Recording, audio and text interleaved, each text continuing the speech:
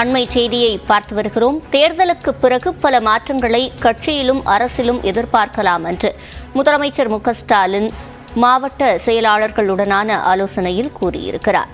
தேர்தலுக்கு பிறகு பல மாற்றங்களை கட்சியிலும் அரசிலும் எதிர்பார்க்கலாம் என்று முதலமைச்சர் மு.க.ஸ்டாலின் கூறியிருக்கிறார்.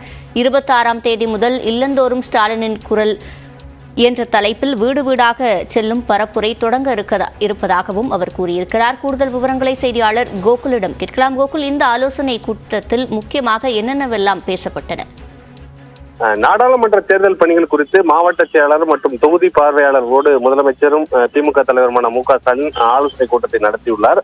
இதில் முதலமைச்சர் பல்வேறு தேர்தல் பணிகள் குறித்து பேசியிருக்கிறார். குறிப்பாக தேர்தல் பணிகள் மிக வேகமாக நடந்து வருவதாகவும், அதே போல ஏற்கனவே தேர்தல் அறிக்கை ஒரு குழு அமைக்கப்பட்டது தயாரிப்பதற்காக. அதற்காக தமிழகம் முழுவதும் அந்த தேர்தல் அறிக்கை குழுவிடமிருந்து பல்வேறு மனுக்கள் வந்திருப்பதாகவும், 4000க்கும் அதிகமான கோரிக்கைகள் தயாரிப்பு குழுக்கு வந்திருப்பதாகவும் அவர் பேசியிருக்கிறார். அதே போல 26ஆம் தேதி முதல் இல்லந்தோறும் ஸ்டாலினின் குரல் என்ற தலைப்பில் வீடு வீடாக சென்று ஒரு பிரச்சாரத்தை ஆரம்பிக்க இருப்பதாகவும் அவர் தெரிவித்துள்ளார். அதே போல மத்திய அரசுடைய அநீதிகள் குறித்தும் பாஜகவுடைய அநீதிகள் குறித்தும் தொடர்ந்து வீடு வீடாக சென்று மக்களிடம் தெரிவிக்க வேண்டும் என்றும், அதே போல தமிழக அரசுடைய திட்டங்கள் குறித்தும், அதே போல பட்ஜெட்டில் இடம்பெற்றிருக்கக்கூடிய முக்கிய அம்சங்கள் குறித்தும் வீடு வீடாக சென்று மக்களிடம் தெரிவிக்க வேண்டும் என்றும் மாவட்ட செயலாளரும் தொகுதி பார்வையாளர்களும் நிர்வாகிகளும் அவர் தெரிவித்திருக்கிறார். அதே போல ஒவ்வொரு தொண்டர்களுடைய பணிகள் குறித்த அனைத்து விவரங்களும் தலைமைக்கு வந்திருப்பதாகவும், அந்த அனைத்து விவரங்களும் தன்னிடம் இருப்பதாகவும்,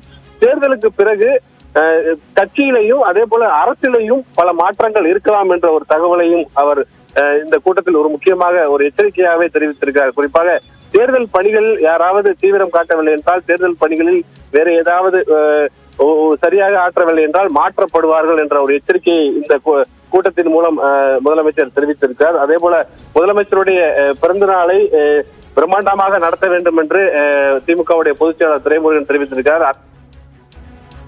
விவரங்களை வழங்கியமைக்கு நன்றி கோகுல்.